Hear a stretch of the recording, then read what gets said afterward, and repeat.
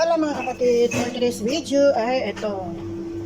Susubukan natin kung maganda pa siyang lutuin ng biryani o ano. Pero hindi ako magluluto ngayon ng biryani. Ang gagawin ko ngayon ay java rice.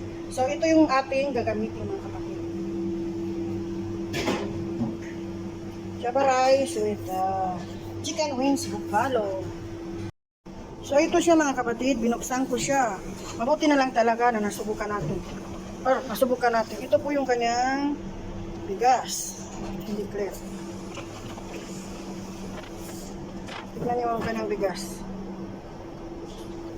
Hindi po siya masyadong mahaba. Pero tignan natin kung maluto natin. Kasi may mga bigas talaga na ganito.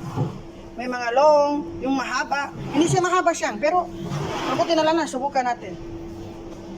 Ito namang cellphone na to. Tignan mo, hindi siya maliit, medyo maliit lang kumbaga sa basmati rice na yung X large. So try natin ngayon, kukuha ko ng tamuin.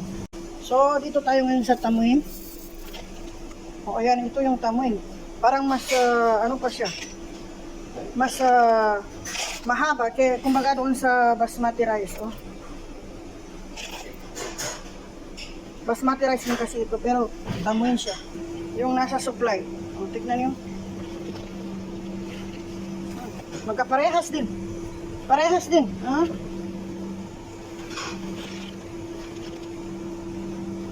Pero parang mabuti na lang siya na subukan. Ito yung long grain biryani rice. So, ayan. Subukan natin kung maluto na. Tignan natin kung maluto na. Kung mahaba ba siya o ganito rin. So ito nga, magluto tayo. Tatakalin muna natin dito ang dalawa. Ito yung takalan ng bigas namin. So ayan. At siyempre, hugasan natin hanggang sa malinis.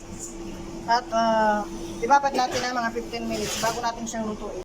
So ayan, halos 5 beses ko na rin nahugasan. So ayan, ibabad muna natin mga kapatid para masubukan natin ang lady biryani rice. So ayan, nagpapakulong na tayo ng tubig. So maglagay tayo ng yan, by dip. Kasi yung amo namin, kung nagluluto kami ng kanin na puti, dinalagyan din namin ng ganyan, yung mga buo na spices. Tapos may asin na yan. Tapos konting vinegar at konting mantika.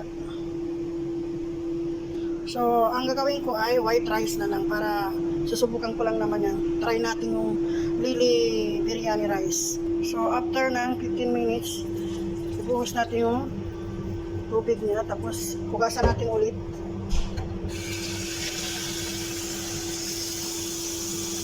Tapos, ibuhos.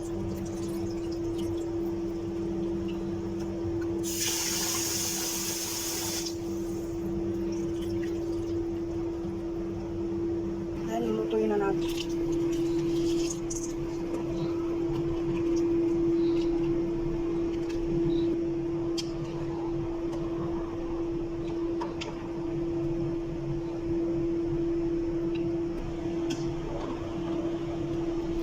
Ayan, mashallah, lumalaki siya guys. Lumalaki po siya. Habang naluluto ay nagano po siya. Cellphone ko na to. Tignan nyo. Ayan.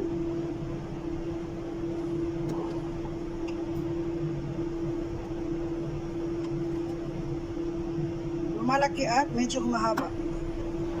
So, hindi siya kailangan lutuin masyado mga kapatid. Malambot siya. Mabilis siyang lumambot. So, kailangan na natin siyang strainer dahil madali siyang maglambot. Hindi katulad ng mga ibang bigas dyan na mahirap siya medyo matagal-tagal mo siya mapakuluan. Ayan. So, strainer na natin. So, ayan, luto. Mashallah. Okay naman siya mga guys. Parang rin basmati rice.